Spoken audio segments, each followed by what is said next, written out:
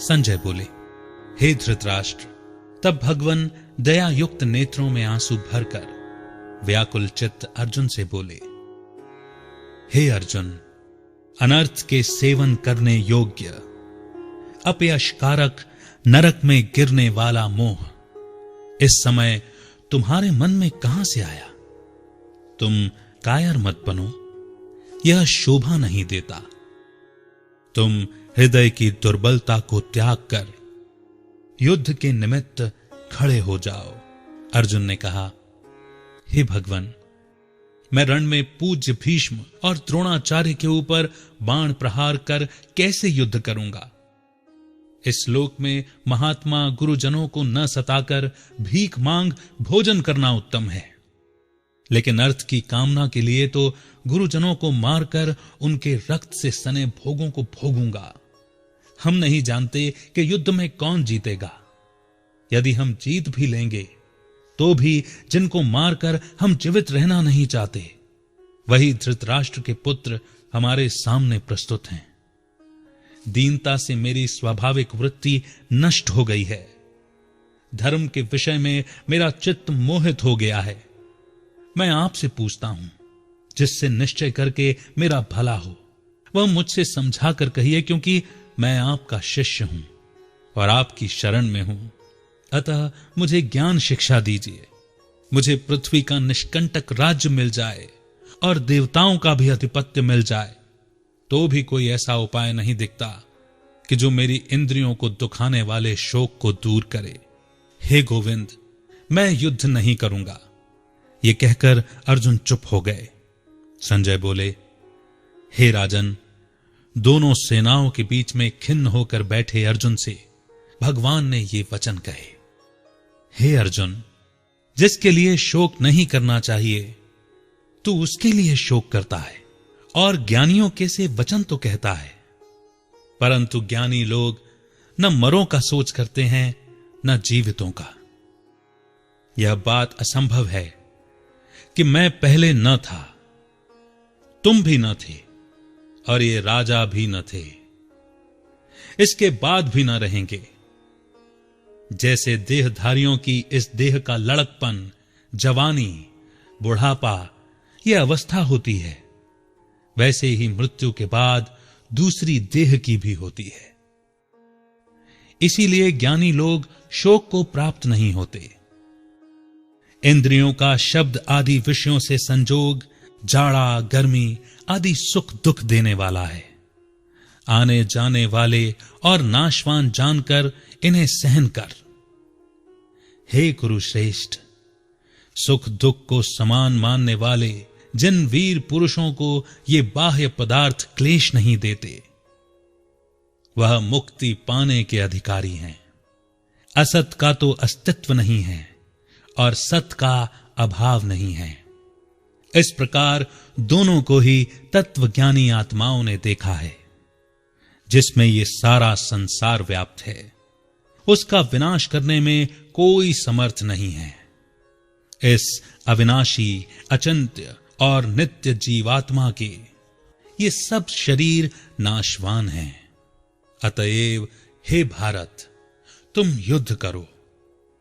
जो मनुष्य इस आत्मा को मारने वाला तथा मरने वाला मानते हैं, वे दोनों ही ज्ञानी नहीं हैं, क्योंकि यह आत्मा न मरती है न कभी जन्मती है, न मृत्यु को प्राप्त होती न कभी जन्मी थी और न कभी मरेगी। यह अजन्मा, नित्य, कभी न घटने बढ़ने वाली और सनातन है। शरीर के नष्ट होने पर भी वह नाश को प्राप्त नहीं होती। जो मनुष्य इस आत्मा को नित्य, अविनाशी, निर्विकार और अजन्मा जानता है, वह किसको घात करावेगा और किसको मारेगा। जिस प्रकार मनुष्य पुराने वस्त्र फेंककर नया वस्त्र ग्रहण करता है, उसी प्रकार आत्मा पुरानी देह को छोड़कर नई देह धारण करती है। आत्मा को शस्त्र नहीं काट सकते हैं, अग्नि जला नहीं सकती है, जल भिगो नहीं सकता है। वह न भीग या गल सकती है और न सूख सकती है। यह अविनाशी, स्थिर, अचल और सनातन है। यह आत्मा इंद्रियों से नहीं जानी जा सकती। ये कल्पना से भी परे है और इनमें हेर फेर नहीं हो सकता। इसीलिए ऐसा जानते हुए भी तुम्हें शोक करना उचित नहीं है। महाबाहो, यदि तुम इस आत्मा को नित्य जन्म लेने वाला जानते हो तो शोक नहीं करना चाहिए, क्योंकि जो जन्मा है उसकी मृत्यु है, और जिसकी मृत्यु हुई है उसका जन्म होना निश्चित है। अतः जो बात अनिवार्य है उसके लिए सोच करना व्यर्थ है। जन्म लेने से पहले क्या था किसी को मालूम नहीं। मध्य में कुछ प्रकट होता है, फिर मरने से पीछे क्या होगा कोई नहीं जानता। ऐसी दशा में किसी बात का सोच करना क्या तुमको उचित है? कोई मनुष्य तो इस आत्मा को आश्चर्य से देखता है, आश्चर्यवत वर्णन करता है, कोई आश्चर्यवत मानकर सुनता है, परंतु कोई देख कह व सुनकर भी भली प्रकार नहीं जानता है। सबके शरीर में यह आत्मा नित्य अविनाशी है। अतः सभी प्राणियों के लिए तुमको सोच करना उचित नहीं है, क्योंकि क्षत्रियों को धर्म पूर्वक युद्ध से बड़ा और कुछ भला करने वाला नहीं है।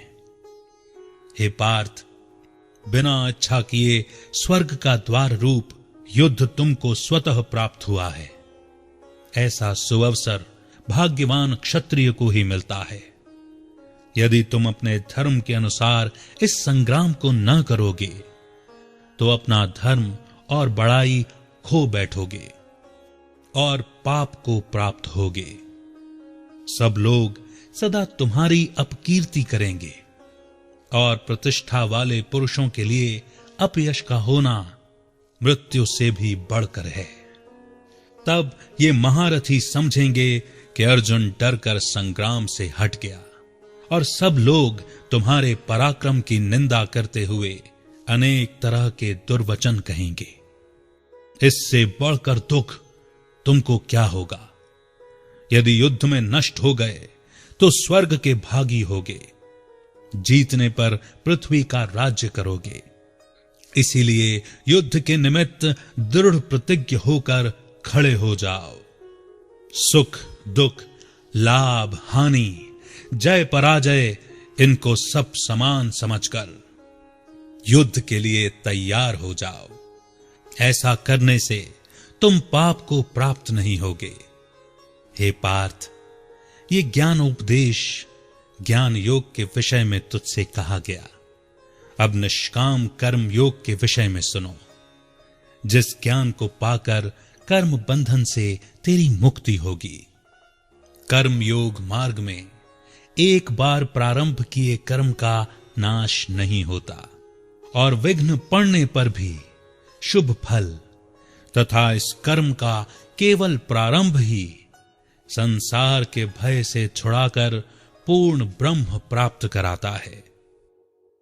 निश्चय करने वाली बुद्धि इस निष्काम कर्म में एक ही कामना वाले पुरुषों की बुद्धि एकाग्र नहीं रहती। उसकी शाखा प्रशाखाएं होती हैं।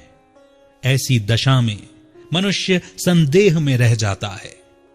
स्वर्ग सुख को ही जो उत्तम पुरुषार्थ समझते हैं, उनका कामनाओं से चित्त व्याकुल होने के कारण निश्चयात्मक बुद्धि से मोक्ष साधना उत्पन्न नहीं होती। कारण कि उनका चित्त भोग आदि में सदैव निमग्न रहता है। जिन मनुष्यों का चित्त इस प्रकार मोह में लिप्त है और जिनकी आसक्ति भोग, विलास और ऐश्वर्य में है, ऐसे पुरुषों के अंतःकरण में निश्चयात्मक बुद्धि नहीं होती है। हे अर्जुन, वेद त्रिगुणात्मक यानी सकाम है।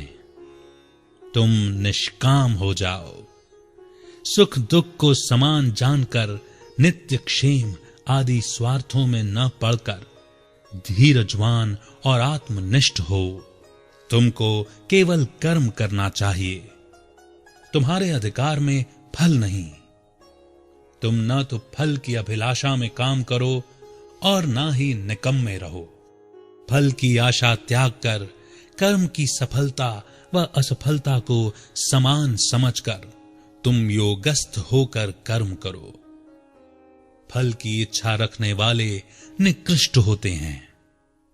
निष्काम करने वाला पुरुष ईश्वर की कृपा से इसी संसार में सुकृत तथा दुष्कृत इन दोनों का ही त्याग कर देता है, जो सब कर्मों में कल्याण कारक हैं। कर्म फल को त्याग कर ही बुद्धि युक्त ज्ञान पा आत्मा जन्म बंधन से हटकर मुक्ति जीवन मुक्ति को पाती है। जब तुम्हारी बुद्धि मोह बन के बाहर निकल जाएगी, तब तुम्हारा मन आगे होने वाली तथा हुई बातों से विरक्त हो जाएगा। अनेक श्रुति स्मृतियों के वचनों को सुनने से तुम्हारी बुद्धि भ्रमित हो गई है। जिस समय वह निश्चल होकर आत्मा में स्थित होगी, तभी उसको तत्व ज्ञान प्राप्त होगा। अर्जुन ने पूछा, हे प्रभु, आत्मा स्वरूप में निश्चल बुद्धि वाला किसको कहा है? उनके लक्षण क्या हैं? भगवान बोले, हे अर्जुन, जो महापुरुष मन की सब कामनाओं को त्याग देता है और अपने आप से ही प्रसन्न रहता है, उसको निश्चल बुद्धि वाला कहते हैं। दुख में जिसके मन में खेद नहीं होता और सुख में जिसको आसक्ति नहीं होती, तथा प्रीति भय क्रोध जिसके जाते रहते हैं, वह महात्मा स्थिर बुद्धि वाला मुनि कहलाता है, जो सर्वत्र स्नेह रहित विचरता है, जो शुभ पदार्थ प्राप्त होने पर हर्ष नहीं करता, अशुभ से प्रसन्न नहीं होता, उसी को स्थिर बुद्धि जानना चाहिए। और कछुआ जैसे अपने अंगों को सिकोड़ लेता है, उसी तरह जो मनुष्य अपनी इंद्रियों को विषय से हटाता है, उनकी बुद्धि स्थिर जाननी चाहिए। हे अर्जुन, मोक्ष का प्रयत्न करने वाले विद्वान व्यक्ति को भी प्रबल इंद्रियां पलात उसके मन को जीत लेती हैं। इसीलिए सब इंद्रियों को विषयों से रोके मेरे लिए तत्पर हो जावे। जिसने इंद्रियों को वश में कर लिया है, उसकी बुद्धि निश्चल है। जो मनुष्य विषयों के ध्यान में रहता है, उसमें उसकी आसक्ति हो जाती है। आसक्ति होने से कामना होती है। इच्छा के पूर्ण न होने से क्रोध से अविवेक होता है। अविवेक से स्मरण शक्ति नष्ट हो जाती है। स्मरण शक्ति के नष्ट होने से बुद्धि क्षय हो जाती है। जिसकी बुद्धि का नाश हुआ, वह विनाश को प्राप्त होता है। जो पुरुष राग द्वेष से रहित हो इंद्रियों के विषय सुख का अनुभव करता है और अपने मन को वश में रखता है, वह शांति को प्राप्त होता है। शांति मिलने पर सब दुखों का नाश होता है। प्रसन्न चित्त वाले की बुद्धि तुरंत निश्चल हो जाती है।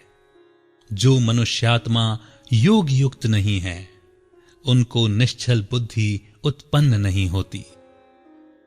भावना के न होने से शांति प्राप्त नहीं होती। अशांति को सुख कहां से मिलेगा? इस कारण हे महाबाहो, जिसने कर्मेंद्रियों को विषयों से सर्वथा रोक रखा है, उसी की बुद्धि स्थिर है। जो सब प्राणियों की रात होती है, उसमें संयमी जागता रहता है, और प्राणी मात्र जिस समय जागते हैं, मुनि जनों की वह रात्रि है। जल से भरे पूर्ण समुद्र में जल भरने पर भी वह अपनी मर्यादा पर ही रहता है। उसी तरह जिस मनुष्य में इच्छा न रहने पर भी सब भोग उसे विचलित न करते हुए प्रवेश करते हैं, उसी को शांति मिलती है। विषयों की इच्छा करने वाले को शांति नहीं मिलती। जो मनुष्य सब कामनाओं को छोड़कर इच्छा रहित हो विचरता है, ममता अहंकार जिसमें नहीं है, वह शांति को प्राप्त होता है। हे पार्थ, ब्रह्मी स्थिति यही है।